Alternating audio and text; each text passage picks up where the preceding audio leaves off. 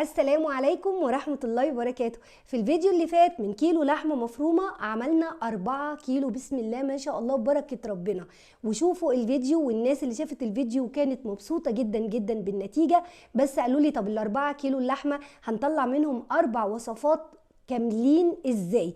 دي كده يا جماعة ال4 كيلو اللي فرزناهم مع بعض في الفيديو اللي فات. ادي 2 ادي 3 ما شاء الله، اللهم بارك. بصوا، ولحمة يعني هنعمل بيهم ايه بقى، وازاي هنطلع وصفات حلوة نفرزها في الفريزر ان شاء الله لشهر رمضان. يلا بينا نشوف هنطلع من الكلام ده كلام احلى واحلى ازاي. يلا بينا. اول كيلو معانا طلع معانا، هنعمل منه احلى كفته، وده اللي اتحط عليه بهارات الكفته. بوله فيها زيت، ودي هتبقى صاحبتنا في الوصفات كلها. وجبت كده ليمونه حاس كانت عندي عشان اصب عليها الكفته، عشان عايزه قلب الكفته يبقى مفرغ عشان تطلع هايشه وتطلع كده خفيفه جدا. زي ما شفتوا ببل ايديا الاول زيت، وده لازم لان العجينه بتاعتي طريه. بعد كده بروح واخده كوره انعمها الاول بين كفوف ايديا، وبعدين افردها كده زي ما انتم شايفين، وبعدين ابصمها بصباعين ايديا اديها شكل صباع الكفته الجاهز بالظبط. ادي كده الكوره التانية كمان نفس الحكايه، برضو بفردها كده على السيخ بقى، او اي حاجه هتفردي عليها بصباعين ايديكي، بصمي كده بالشكل ده. ولازم تقفلي صباع الكفته الاول من تحت ومن فوق علشان ما يقعش منك وانتي بتبصميها.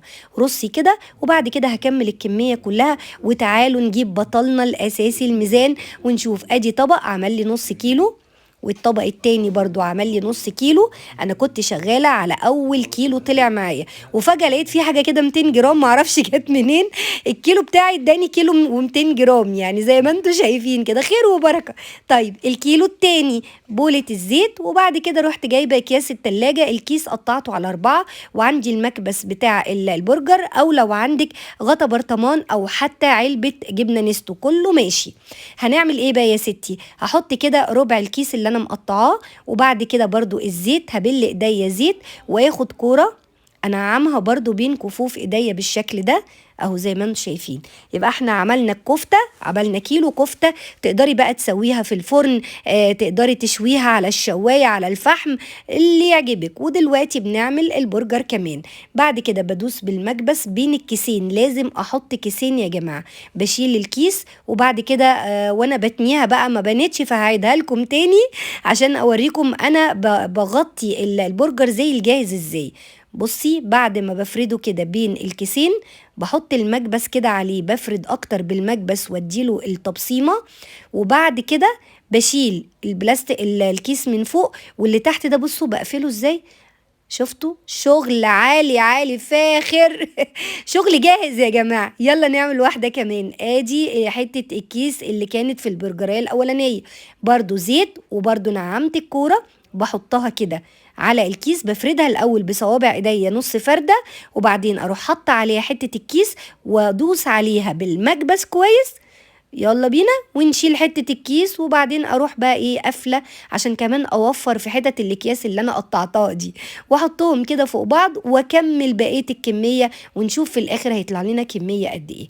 ما شاء الله. بصوا البرجر حاجة كده جاهزة يا جماعة نص كيلو، وادي الطبق التاني نص كيلو، يبقى عملنا كمان كيلو برجر بقى. تعمليه سندوتشات، تعملي جنبه شوية مكرونة. الكفتة كمان بصوا بحطهم فوق بعض عشان اوريكم اداني كيلو بالظبط. تعالوا بقى القنبلة دي بقى، ده الكيلو التالت بتاعنا، الرقم 3.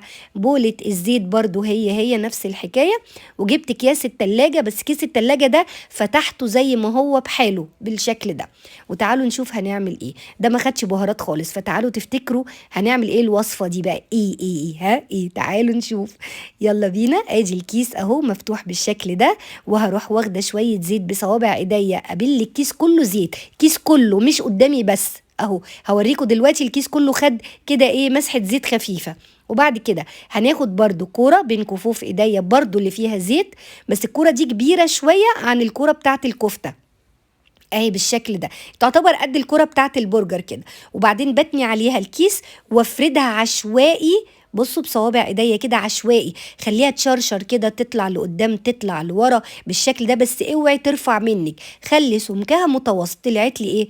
بفتيك كداب، البفتيك الكداب. يا نهار ابيض، يعني حتى من كيلو اللحمه المفرومه كمان هنعمل بفتيك؟ والله يا جماعه هنطلع كيلو بفتيك بحاله، تقدري تعمليه فطار محترم في رمضان جنب شويه مكرونه وبطاطس محمره، وتدعوا لي بقى احلى دعوه ان شاء الله. بصوا الكوره بنعمها الاول، لازم ما يكونش فيها اي شق، وبعد كده احطها واروح تانية عليها الكيس بالشكل ده، وافردي عشوائي، ما تفرديهاش مدوره، افرديها عشوائي عشان تديكي شكل البفتيك بالظبط، يتفرز ويتجمد، وبعد كده تطلعيه تعملي له البيض والبقسماط بتاعه زي البفتيك العادي جدا. ده هيطلع لك من الفريزر تشتغلي بيه زي البفتيك العادي. اهو يا جماعه ادانا كيلو، وكمان ايه، بصوا القطعه قد ايه وسميكه مش رفيعه، ما تعمليهوش رفيع، اوزني والميزان ما بيكدبش. ادي كيلو بفتيك كمان معانا، ودي كانت الوصفة التالتة. خشوا بينا على الرابعة. هنعمل من كيلو اللحمة الرابع